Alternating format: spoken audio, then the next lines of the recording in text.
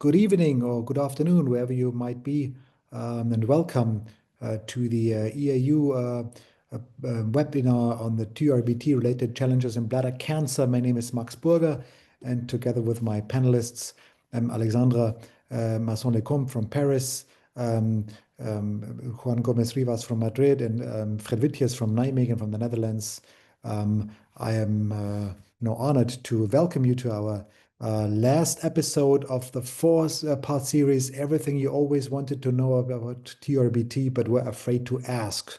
So basically, this is hands-on about where TURBT gets nasty, where TURBT gets difficult, and where you might really wonder if everything you have known about this essential and crucial procedure in bladder cancer care is really correct, or if there are some situations where basically you have no good idea how to take this further. This is especially true in nightmare cases. Now, we all do have these nightmares now and then. You only do experience A-OK cases if you do very few, but statistics have it that you will be encountering some nightmares. Now, we have actually the pleasure to get some of those presented today. Thank you, Katrin Obernader from Vienna in Austria. And you will show us some nasty complications following TURBT and installation therapy with gemcitabine. So, installation therapy is a crucial part of bladder cancer care. So let's see how this and TURBT goes together. Thank you very much for the introduction. My name is Katharina Obernader. I'm a resident at the Medical University of Vienna. I will be presenting a true nightmare case for every surgeon performing TURBT. So this patient was first presented to urology on the 13th of May, 2024. It was a consultation by vascular surgery. The patient is a 79-year-old man with gross hematuria. He was admitted to vascular surgery 10 days earlier to receive a patchplasty, a femoral-popliteal bypass, as well as an interposition graft. This patient is a frail patient with an ECOG status of 2.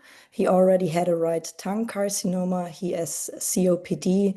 He had myocardial infarction. He has anemia, mild cognitive impairment, and he's a former smoker with 60 pack years. He was presented to us because his hemoglobin dropped to 7.1 after surgery, and he had intermittent macrohematuria. He already also received a colonoscopy and a gastroscopy, which were unremarkable. We placed an irrigation catheter and started continuous irrigation. With this, the urine cleared up, and he received a cystoscopy at our department, which revealed a papillary tumor on the left side of the bladder, which was 3 centimeters large. Cytology was non-diagnostic. So this patient continued to have intermittent macrohematuria with hemoglobin drops. So we did a transurethral resection of the bladder on the 23rd of May. It was performed by an experienced surgeon. It was a 3 centimeter broad-based papillary tumor on the left side of the bladder wall with a small satellite lesion. Both were resected en bloc with no suspected perforation. The bladder wall is intact. You can see the surgical checklist from the surgery on the right side here. And since it looked like a PTA low-grade tumor, the patient received a single postoperative installation of gemcitabine on the ward. So let's move on to the postoperative day 1. The urine was clear. Patient was doing well. He was planned for discharge for the next day, and he already had a staging CT with urographic phase planned, which was performed that day. And here you can see the pictures from the staging CT. As you can see, there's a visible perforation on the left side of the bladder wall with extravasation. So at this point, this was a complete random finding. The patient was doing well, had no pain. The lab results were normal. So we decided to monitor him closely and moved the discharge date. On the second day, we did again lab values, and we saw an increase in the infectious markers, especially CRP rose up to 26.5. The patient complained of abdominal pain. His vitals were stable. He had no fever. On status, the abdominal wall was tender with guarding. Urinary excretion was normal, and on bedside sonography, we saw no hydronephrosis. However, there was free fluid in the perivesical space. So we did another CT with urographic phase to see what the problem is. Again, you can see extravasation from the bladder here. And therefore, because of the clinical presentation, we decided to escalate the antibiotic treatment as well as perform an exploratory laparotomy with peritoneal lavage. This was performed the same day. We did a midline lower abdominal laparotomy. Immediately after opening up, we saw turbid fluid upon entry. We did a lateral extraperitoneal dissection of the bladder. We found the dehiscent area, which was approximately 2 centimeters, and the surrounding fat, muscle, as well as urothelium was partially necrotic.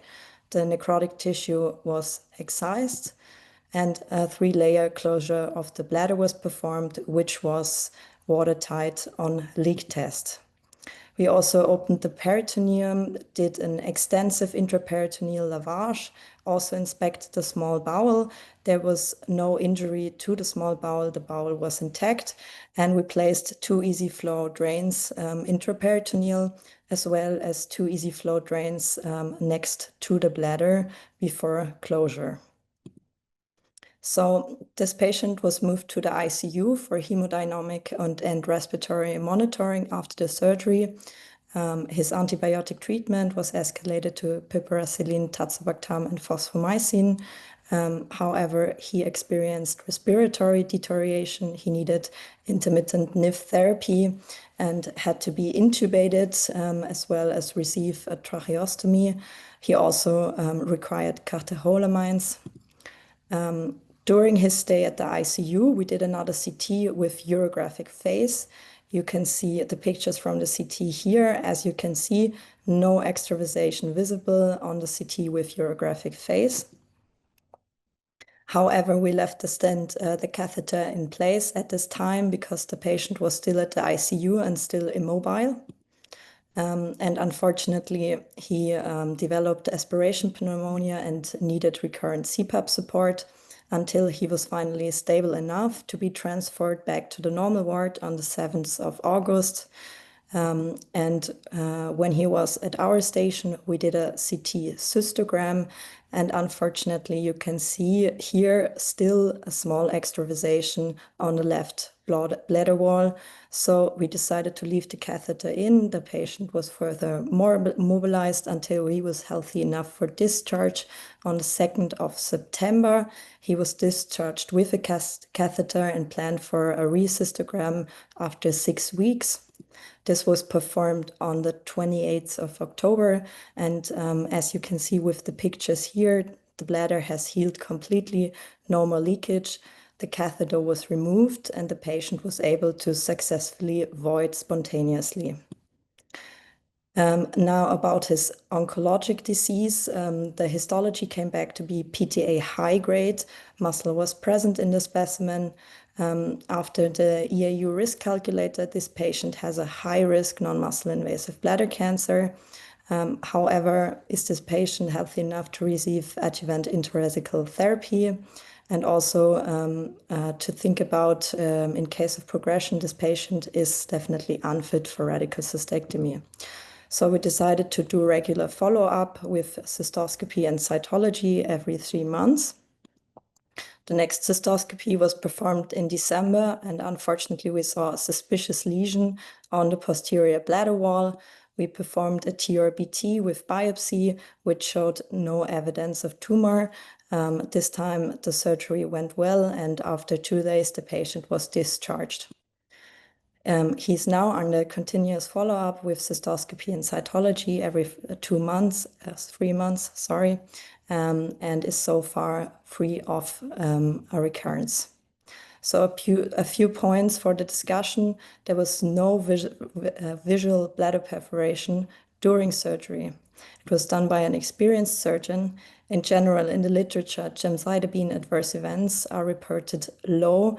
Also in the prospective SWOG trial, there was no adverse events greater grade 3. And also this patient has a very complicated vascular situation on the same side that potentially could have affected the perfusion of the bladder wall. Thank you very much. Thank you very much for this, frank and an interesting case. I think we all have seen one of such cases, more or less, in our own experience. It's not that rare, actually, so don't feel bad about this. Did you do the surgery, by the way? No, I didn't. I Oh, you wasn't. didn't. Okay, so hey, it would never happen to you. But I guess that frankly, we have way more perforations than we would like to think that we have. I guess if we did a cystogram following TURBT, I would guess in a significant fraction of patients, we would actually see some extravasation. So this is probably just felt and evident whenever you add such chemotherapy. Now. Gemcitabine is a little odd of a choice for a early installation therapy, wouldn't you think, Alexandra? What is your choice? What do you use in your institution? If in Paris you got this case, single papillary tumor, not too large, 3 centimeters, just about. So what do you go for? Yeah, I'll just make a short comment before answering your question. There was a very interesting small Turkish trial that was published maybe 10 or 15 years ago, where they did put some contrast into the saline irrigation and they did a cystogram at the end of the TURBT, and almost all patients had sign of extravasation. It's a small trial, but it's really, really interesting. And I think the main message here is that these kind of very frail patients are not the ones that are included in the clinical trials that got to the validation of postoperative installation, and we really need to, weight the potential benefit and harms of doing this installation. Regarding the product, usually we use mitomycin. This is what is in the guidelines. We know that between mitomycin and gemcitabine, both are, effective as chemotherapy. In my institution, it's mitomycin, but I'm not particularly shocked that gemcitabine was used in that situation. It's really the question of whether or not we should perform installations in those frail patients with thin bladders and vascular context. Yeah. Well, Fred, what is your thought on this? Well, Max, I think that's a very good question. And to be honest, I never use mitomycin C for an immediate post-op installation because it's actually a very effective but also quite toxic drug. We use epirubicin, and like gemcitabine, it's actually much less toxic than mitomycin C is. And I think everybody recognizes if you do a cysto after 3 months in those guys that had a single post-op installation, you see quite often all kinds of calcifications on the spot where you did your resection. So again, in this case, that was one of my questions to Katarina. Why did you decide after 2 days already to do a laparotomy? Because of the fact that you did an installation, or because the situation of the patient at that time wasn't too bad? What was the reason to do that? Because of the clinical presentation of the patient, that was definitely the reason to do the surgery. Also, the increase in CRP, he had tremendous pain. His abdomen was tender. So it was a clinical-based decision. Yeah. Okay. Juan. Just a small comment regarding the single installation. We do the same here as Alexandra said. We use mitomycin.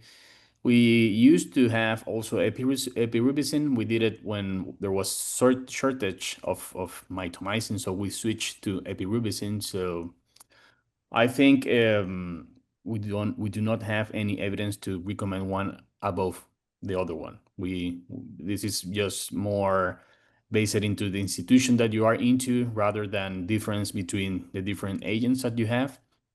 And I want to ask something to Katarina, because as a resident, when you do TURBTs, you always listen from your consultants on tips and tricks to avoid bladder perforations. So what would be your advice in the time you're doing the TURBT on avoiding this bladder perforation, especially in frail patients or elderly patients as this one? So definitely one tip or trick is to not fill the bladder too much. So actually resect the bladder when it's not completely full. Also, we prefer unblock resection for these types of tumors.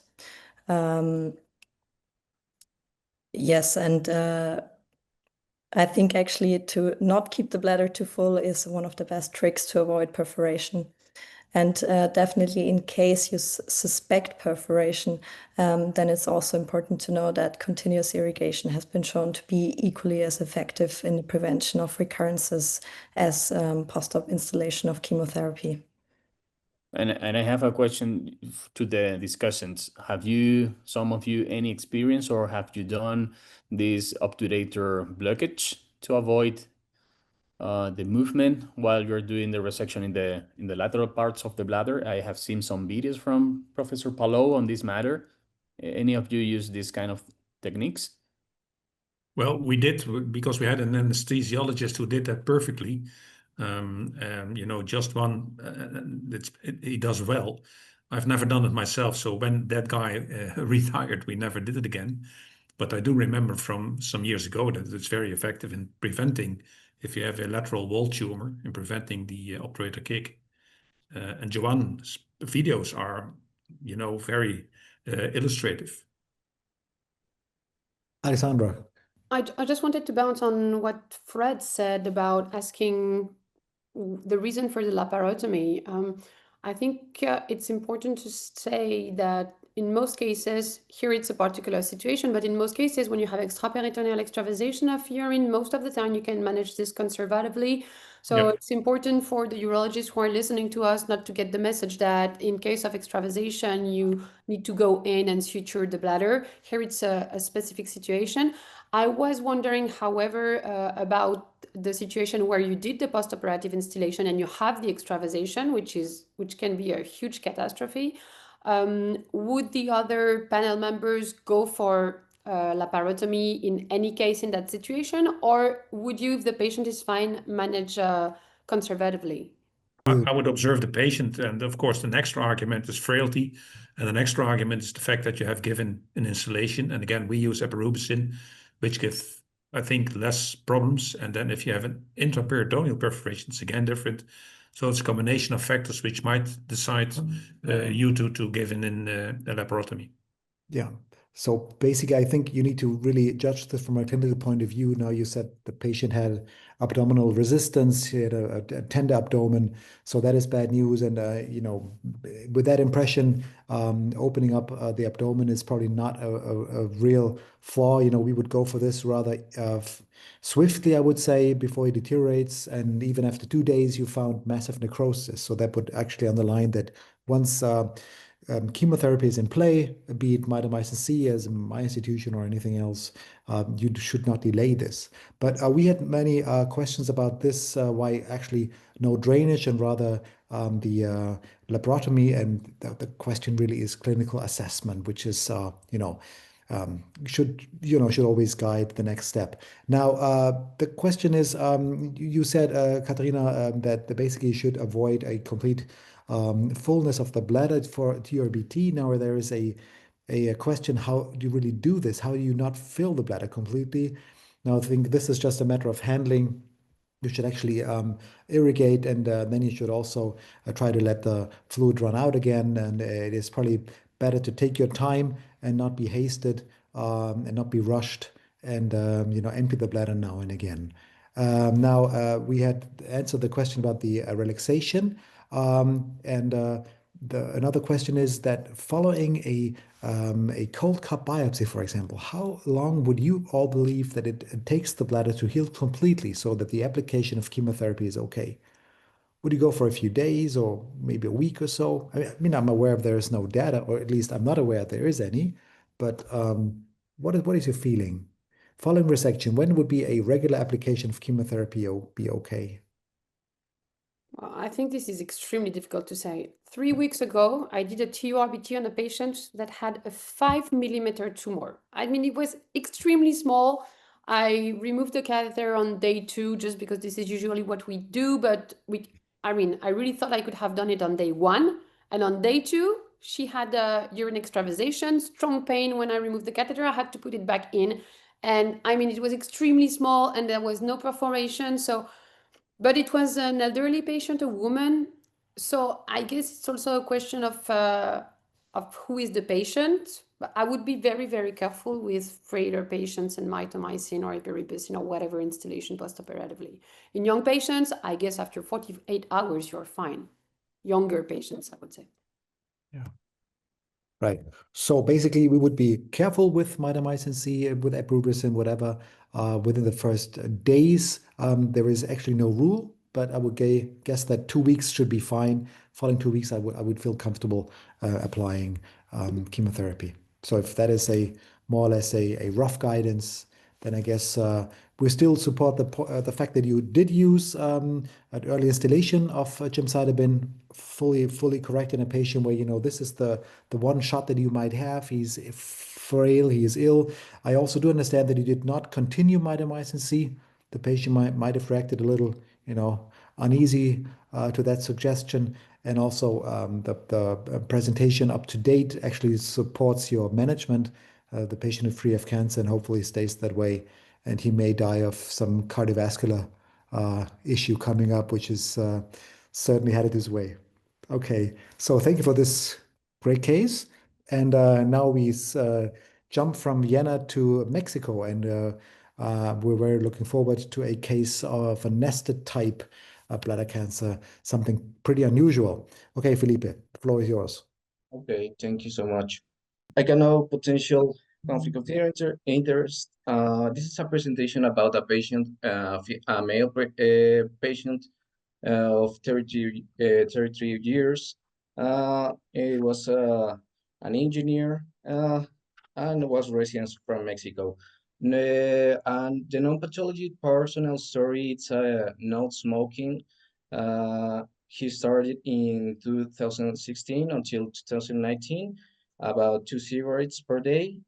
He doesn't use any kind of drugs and doesn't consume any alcohol. Beside that, there's nothing more that we can be interested. And he is now diagnosed with childhood obesity because he is a patient of 50 in body mass index. He began the current illness 6 days prior to the admission with post-micturition hematuria without formation and painless. The patient consulted a physician who prescribed empirically antibiotics, and the patient bases and inserted a urethral catheter. However, there was no improvement after the 72 hours. The patient presented to the emergency department due to the persistent gross hematuria that did not resolve with the installation and evacuation of saline solution, accompanied by suprapubic pain with an intensity of 6 to 10. And then he was admitted to the urology department where we decided to start the full duration of bleeding to resolve the emergency. They were followed to a transurethral resection of a bladder tumor in a few days, and during his evolution, he denied any having fevers or nausea or vomiting and dysuria. He reported a loss of weight of 3 kilograms over the 5 past days. The vital signs was normal, just to the problem of the body mass index of 50.7 kilograms, and the very thick, the very close of the wall was 30 centimeters. We checked it on the CT scan, and the genitals was normal. Everything was normal. The laboratory test, there was no any problems. everything was fine. And we perform an ultrasound where we can found a content, heterogeneous content observed in the bladder at the pelvic cavity level with Doppler application showing the presence of blood flow. We performed a CT scan when we found located in a typical position with a tumor-like lesion on the bladder, measuring 51, 41, 39 millimeters, showing a contrast uptake in the arterial phase and a density of 41 Hounsfield units. There's another shots of the CT scan when we can see the problem of the tumor.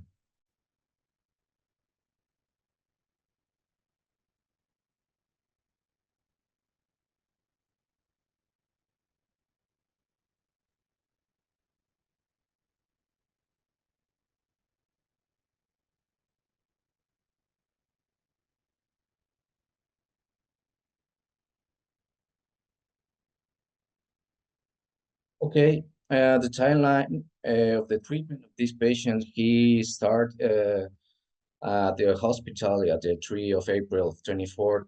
We perform a cystoscopy and do the fulguration of the bleeding vessels, and we can see a tumor measuring 5 to 7 centimeters around its periphery. Then we perform at the 9 of April a transurethral TURF fulguration of the bleeding vessels. We saw that, and we had the histological result with the result of an invasive nested variant of urothelial carcinoma involving the muscle layer with the presence of the detrusor during the resection. We staged it as a nested variant T2 and N0M0 stage with a ECOG performance status 0, Karnofsky score 100%. And then we decided to start the trimodal therapy with maximal transurethral resection. We found after the maximal transurethral resection, the result of the histopathology as an invasive nested variant of the urothelial carcinoma involving the muscle layer with with the presence of the detrusor muscle with no lymphovascular invasion. We had that result at the 1st of June. Then we start 4 doses of gemcitabine with cisplatin. And as far as that moment, the patient, we can offer the session of radiation because of the service of the hospital wasn't able. That's a very sorry problem hard problem because of we can follow the guidelines because of the problem at the hospital we can offer. But nowadays we continue to follow this patient. He already received 32 radiations after the chemotherapy, but not at the time that we should or we desire that he receive it. So the conclusions, it was a very rare nested variant carcinoma that involves the muscle of the bladder. And then the initial treatment includes transurethral resection with bipolar energy. But although the resection was incomplete, after that we received the histological analysis, and then we decided to start the trimodal therapy. This case was interesting because the patient was very challenging case if he decide to perform, if we decide to perform a cystectomy because of the body mass index, and that's why we want to share this case with you. Thank you so much. Okay, Felipe, thank you for this interesting case. Well, I do know that Alexandra's institution always has been very strong in uropathology. You know, you just had Eva Comparat, you just lost her basically back to Vienna. So, but you still have this tradition of strong uropathology, and the same is true for Fred. Theo van der Kwast, and also uropathology really has a strong Dutch accent, I might say. But Juan, hands up. Would your pathologist have detected this cancer right away? I mean, nested type is nothing that they do see too often. So would you believe that a regular pathologist just would have come up with such a demanding diagnosis right away? What is your take on this? How would that go to Madrid? We have, as you said, it depends on the institution and depends on the pathologist. In our institution, we have a specific pathologist for genitourinary tumors. So we have 2 persons that are dedicated only to GU.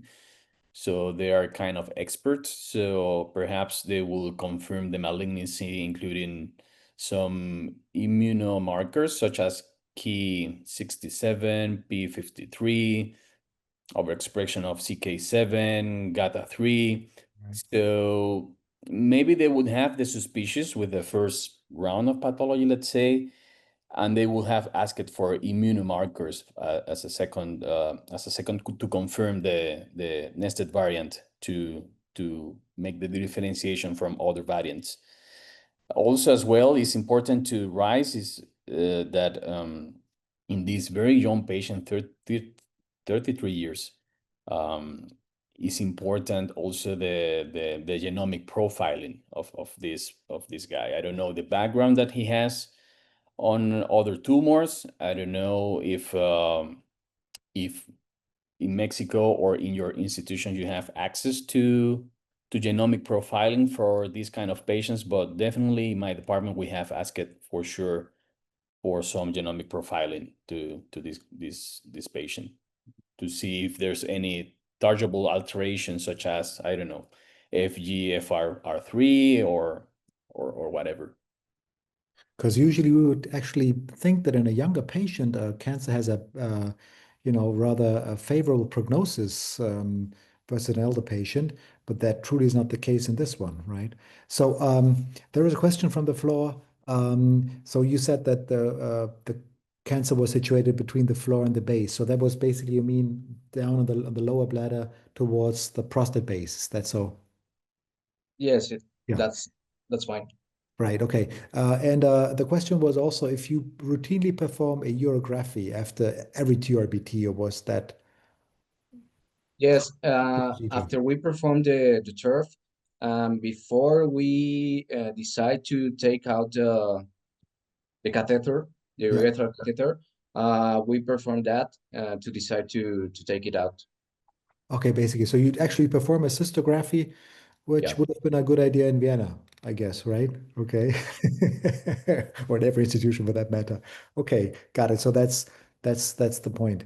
That's why you used this one. Okay, Fred, go ahead. I actually have a question to the other panel members. So this guy is 33 years old. I think there is a clear indication since he's 180 kilos, to avoid cystectomy, to go for trimodal therapy, which means TURBT plus radiotherapy plus some kind of chemotherapy. Would that have been different if you would not have detected the nested variant? Because we know that basically variant histology or histological subtypes might have worse prognosis, but that's usually because of a higher stage. And treatment basically is more or less the same as for the normal pure urothelial carcinoma. Not, of course, for small cell, not, of course, for adenocarcinoma, but that's, of course, different from this. So would it have made a big difference if you would have missed that? The nested variant, the option here and the body mass index, the option here in any patient with an invasive muscle variant, any kind, we should perform a cystectomy. Sure, but in this case, with this choice, guy, yes, the choice of not doing performing a cystectomy was because the choice of the patient. He refused to be under that procedure. So we decide to start the trimodal therapy with a maximal TURP. I think here the decision on the radical treatment that you are choosing is not based on the histology itself. I think there are arguments for go against radical cystectomy in this patient with a BMI of 50. Of course, there are arguments for cystectomy, which is the highest oncological control or as a standard of care. But you have also many arguments against, which is the BMI. The BMI will increase the anesthesia complications, the wound infection, the postoperative morbidity. The diversion will be difficult. There's a potential impaired recovery of the patient and the quality of life. So at least here in my institution, we wouldn't have made the decision our own in the clinics. We have an MDT. So I think MDT evaluation is essential. If the perioperative risk is prohibitive, let's say, trimodal therapy is a rational decision. Right. Okay. Alessandra, what do you think?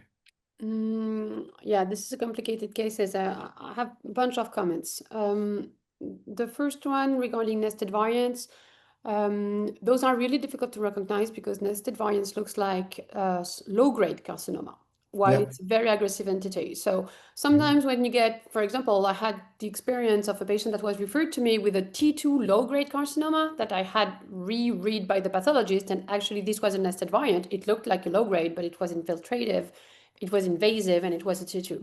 So first thing is that it's important for urologists to know that there is this kind of variant that looks like a low grade, but that is a very aggressive one. That's the first thing. The second thing that we know from the VESPER trial is that there was no difference in response to neoadjuvant treatment regarding different kind of subtype except nested variants. So nested variants were the only patients for whom response to neoadjuvant chemotherapy was lower at the same, I mean, everything equal, same stage, the response was lower. And so probably because they look like low grade and because of their characteristics, they seem to be less chemosensitive. And so these are probably the only kind of subtypes for whom we might consider not doing neoadjuvant chemotherapy. But this would also be a problem for radiochemotherapy, because in the case of a radiochemotherapy, the chemotherapy part is extremely important. We know that from the BC 2001 trial. So doing only radiation would clearly be an undertreatment. And last point is that even with a very high BMI, when you use mini-invasive surgery with the Trendelenburg, I mean, provided the patient can undergo the pneumoperitoneum and tolerate it, the huge BMIs are not as much a limitation to doing the radical cystectomy when you're using robotics, non-muscle robotics, mini-invasive surgery. So based on the age of these patients, 33, based on the difficulties you had with the radiation therapist, based on the low chemosensitivity, I think I would have gone for radical cystectomy even if the BMI was high. And well, the problem then would be the urostomy, because when you have that kind of fat, but you could consider doing a neobladder. He's 33 years old. He will need self-catheterization for sure. But again, it's a 33 years old patient. So I think this is the kind of situation where you need to consider doing stuff that you're not doing in any kind of patient. Well, Felipe, see, here you got some guidance, but you do understand it's a difficult case and the patient is not really willing to follow all your recommendations anyway. So, but you know, keep up the good work and hopefully it all goes well. Okay. So, Felipe, thank you so much. And now we pass on to India. It's our pleasure to welcome Dr. Mukherjee from Vellore, and he will actually show us a case of a recurrent low-grade bladder cancer, no worries kind of tumor type. And all of a sudden it does progress into high grade. And let's see how that all went down. Please, Partho, the floor is yours. Good evening, everybody. Greetings from India. Esteemed panelists, it's an honor. So I present to you a very interesting case which we had come across in our OPD outpatient about 2 years back. This, I have no conflict of interest report. I acknowledge the Department of Uropathology from Christian Medical College, Vellore, who helped me with this case. I present a 28-year-old lady who presented to us with 6 months history of gross total painless hematuria. She had reports of having undergone some sort of a bladder resection twice elsewhere in November 2022 and January 2023. And the biopsy, there was a paper report showing low-grade papillary transition cell carcinoma. However, after the second resection as well, she persisted having hematuria and presented to our institution. There was no remarkable history of any consumption or any comorbidities or any other family history as well. The examination was also unremarkable, and she had an ECOG of 0. And the CT scan, CT urography, which was done, showed a polypoidal mass in the bladder. There was perivesical stranding, but in keeping with her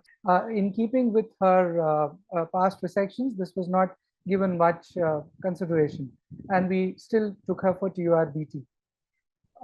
Intraoperatively, which happened in May 2023, we found multiple tumors, but all were small, the largest being about 3 centimeters, and the bilateral ureteric orifices at that time were normal. All tumors were resected completely, and on the biopsy, we found low-grade, grade 2 PTA tumor. So we scored it as an intermediate risk, and we asked her to follow up for a re-resection for a follow-up at 3 months. Just to get a touch-up on the risk stratification of the NMIBC, all of us would be familiar with it. So considering the fact that she only had one risk factor of multiple tumors and the tumor was TA and G2, we have placed her for intermediate risk with no other risk factors. So she came back to us at 3 months, and lo and behold, she was found to have again a full crop of about 8 small tumors, all ranging from 1 to 2 centimeters, less than 2 centimeters. And there was some tumors seen pouting out of the right ureteric orifice. So we decided to again take her up for a TURBT, and she underwent bilateral URSs, ureterorenoscopies. There were no proximal ureteric tumors.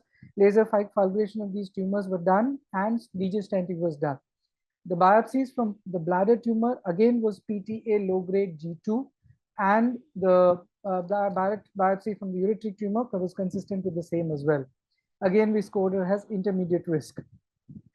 Now, she was discussed by the time we discussed her in the tumor board, and she was in view of the low-grade G2 tumors, PTA tumors, we asked her for a review again at 3 months. And when she came back to us at 3 months' time, we found very small multiple tumors again in the bladder with small tumors located at the right ureteric orifices. And there was some follicular cystitis and adenitis present as well. The ureteroscopy this time was normal. There was no tumor in the ureters. And the biopsies from these small tumors again was consistent with PTA low grade, which was G2, and no muscle invasion present. Now, by this time, when we saw that it was recurring again and again, we brought her back to the tumor board, and we decided to give her a TURBT and a check cystoscopy at 3 months. However, she reviewed with us at 6 months. We did a TURBT again, and we found, and we instilled mitomycin, a single dose of mitomycin intravesically. We found multiple tumors. Again, most of them were small, but there was 1 or 2 tumors which were just about 2 centimeters in size. The biopsy from this again was PTA, low PTA, but this time the biopsy showed it was high grade.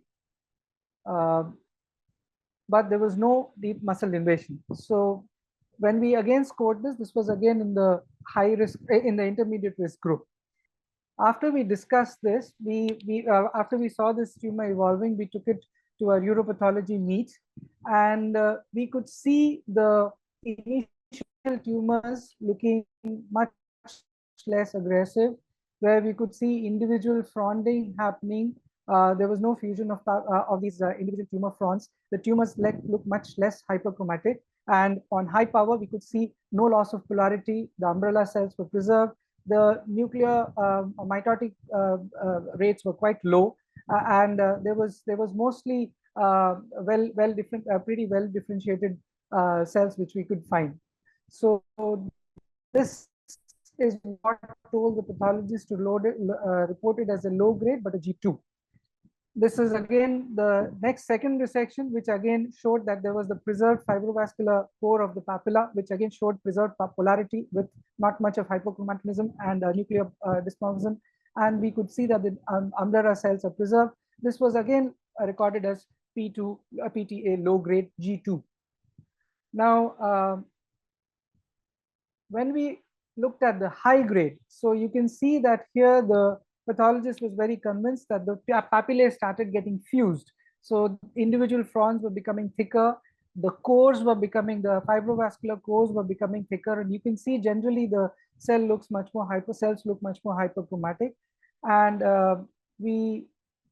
on high power, you can see that there is loss of polarity. There are much thicker cores. There is much more hyperchromatism present as well. Now, on high power, you could see that the mitotic rate had increased in these cells, which again showed a higher grade. So, looking at much more anisokaryocytosis present. So, based on this, the pathologist was able to tell us that this is a G2TA high grade tumor, as is indicated by the arrowheads here as well. We can see the mitotic changes happening here, multiple mitotic figures happening as well. And overall, in layman's terms, you can see that compared to the first slide, these cells look much more angrier and more aggressive from where we started. And all this happened in between, in front of us, over a period of a year and a half, while the patient was reviewing with us. On getting this biopsy, we discussed her again in the multidisciplinary team meeting, and based on this, we discussed the patient with the patient, the options with the patient, and the patient was planned for initiation of BCG therapy. She had already come back to us to come to our institution for treatment multiple number of times. So this time she decided to start her intravesical therapy at her hometown. We were following up her up on the phone, over the phone, and she was at last conversation there was no recurrence. It was also discussed with her that if she did throw a recurrence while being on BCG, in view of the multiple resections that she's had and the progression towards a high grade and tendency that it might recur and progress, we even discussed an early radical cystectomy with her as well. She is due for her next review in November 2025 with a CECT abdomen cytology and a cystoscopy. So just to conclude, this study, this case elicits this whole intermediate risk group where there is a gray area as to when to initiate treatment, how aggressive to go with intravesical therapy, and thankfully with initiation of BCG, so far the disease has been under control. Thank you. Well, thank you, Partov, of this interesting case. She really has some dynamics. She has been developing these tumors in no time in a large number. So, Juan, what would be the first thing that comes to your mind when you see such a case and she comes back and back and keeps coming back? So what would be your thoughts on this? Well, first of all is, of course, thinking about what risk group does this fall into and how should risk stratification guide therapy. So it's a recurrent multifocal PTA tumor with previous recurrence, was a tumor that was close to the ureteric orifice, frequent tumor multiplicity. So it's very borderline. It's very likely to be high risk rather than intermediate risk. So I don't know. I would like to ask Partho for the first TUR that you said that the patient had multiple tumors, TA, G2. You said that you classified as intermediate risk. What was the challenge for not prescribing this patient to installations? What happened there, and why you decided installations, or you consider installations in the very last TOR?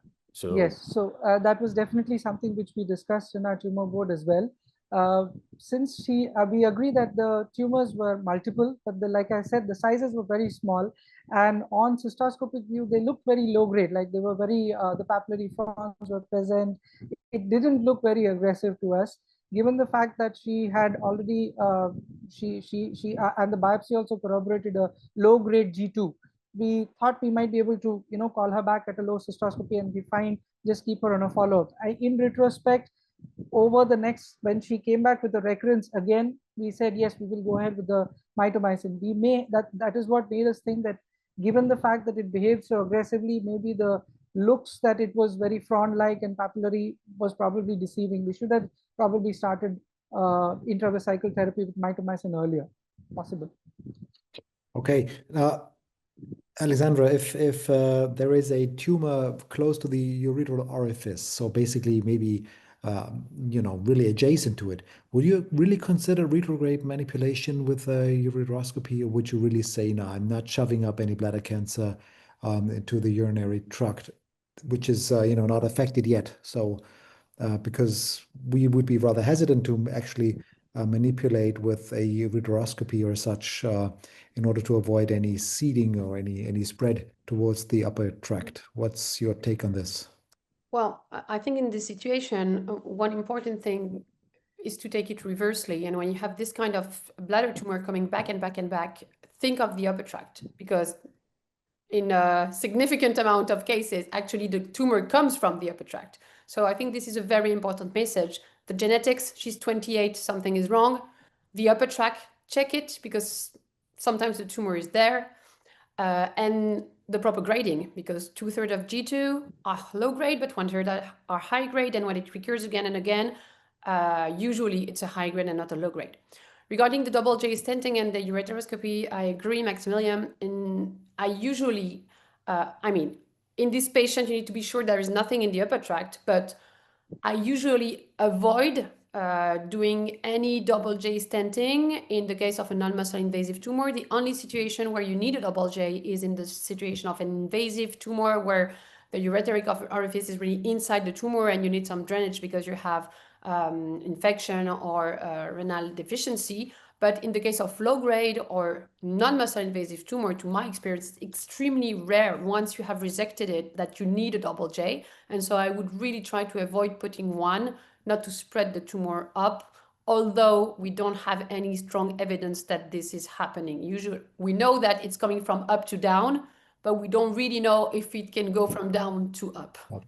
Yeah, that's debatable. Well, Fred, there's one question. How would you differentiate between a UTUC and a bladder growth near the orifice? So, or does it even matter at all? Just making sure that, you don't spread it towards the upper tract and make sure that you remove it. Well, I think I totally agree with Alexandra that you have to be very careful not to bring something up. But on the other hand, this is a young guy, and you see on the first CT as was presented that the distal ureter was already thickened. So, and he's recurring. So it gives you a little bit of an idea like, wow, maybe like Alexandra said, it's coming from above to below and not the other way around. So I guess maybe in the second TOR, I probably would have done a ureteroscopy and take some biopsies. Or maybe choose an interval without any gross tumor in the bladder. Maybe just, make a TURBT, flush it all out, and then come back another day and do a uroscopy. Yeah, maybe. Yeah, well, yeah. Although again, I wouldn't be very afraid in seeding up, and it would be a second surgery. But you can do that. You can do that. Yeah. Yeah, but I guess this is almost like a schism, as in Christianity and urology, if you may do this or not. So Yeah. could have endless debates on this. Okay. Okay, Juan. What would be your installation plan for now? Would you actually go for BCG? I mean, you're from Spain. I mean, you know all about BCG. Traditionally, I would say, would you go for BCG or something else? Would you say, nah, come on, this is still largely not so aggressive. She's young. We would really try a proper chemotherapy first. I think first of all, I would have to undergo immediate post-TURBT installation with chemotherapy in the very first beginning. And if we confirm this high risk of recurrence, definitely my choice would be BCG. I think BCG nowadays remain the cornerstone for recurrent PTA, high risk, non-muscle invasive bladder cancer. Cystectomy by the time should be reserved for failure. We have new agents that will come for approval in the near future, but by the time BCG is the cornerstone for these kind of patients. How I would do it? Of course, I would do a 6-week induction, 1 weekly, and after, well, what the guideline says is that you should do maintenance for at least 1 year. There is more controversy there on 1 year, 2 years, 3 years, each 3, 6, 9 months. There's several schedules on that matter, but I think induction 1 weekly for 6 weeks should be done. Okay, so thank you all. We had 3 very interesting cases. You know, we started off in Vienna, and Katharina actually showed us that, you know, early installation may not be such a good idea if, you know, something has happened to the bladder wall, which is much more common. We all agreed, you know, bladder perforation really is common, much more common than we think. So that was an interesting case. Kind of raising awareness of undue chemotherapy in cases where you couldn't have known back then. So that was an interesting case and well handled, and the outcome is adequate. You know, we actually finished off then in India, and Partho from Vellore, he showed us that you know, initiating chemotherapy is a good idea and should be leaned to quite aggressively in younger patients. Mind the upper tract, that was a good message. And you sandwiched Felipe from Mexico City, who had a nested type, a really interesting case on a demanding patient. But nevertheless, you found a rather adequate outcome, and the patient probably will see you again for, you know, some further management. So you really could see that nightmares in bladder cancer in TURBT are common, especially if you treat demanding patients. If you treat numerous patients, you will stumble across those cases. You only have very smooth and easygoing cases with top outcome if you do barely nothing, because then you have statistics on your side. But as soon as you're getting more experienced, you will see those cases. But, you know, be brave, be cool, you know, tend to the guidelines, read the NMIBC and the MIBC guidelines. Alexandra knows all about this. Fred does as well. So you just pick up those PDFs in the internet, and you will have good guidance, just as a pilot would in case he's experiencing something in the cockpit that he, you know, doesn't feel very comfortable with. So the AU does have answers to all these nightmares. I hope you have some sweet dreams whenever it is bedtime for you. And I am looking to talking to you on the next occasion. And I thank the AU for hosting us. So take care and be safe. Thank you very much. Bye-bye.